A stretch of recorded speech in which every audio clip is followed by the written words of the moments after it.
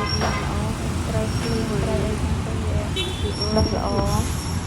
គ្លៀងទៅណាត់មកទៅ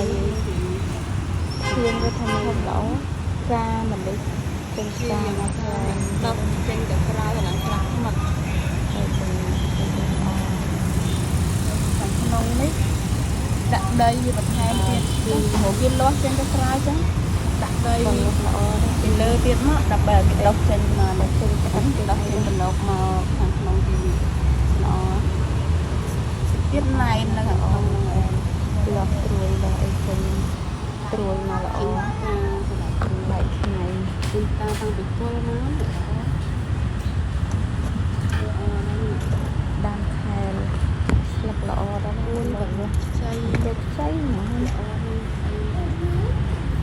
ទៅចេញក្តាប់មកទៀតហ្នឹងទៅចាប់ទៅជ្រុះស្លឹកអស់ដើមនេះចាស់ហ្នឹងទៅស្ដាប់ផ្លែមកទៀតទៅតាមមកច្រើនល្អបានផ្លែមកស្រស់ស្រាយហ្មងបើគ្វាចេញមក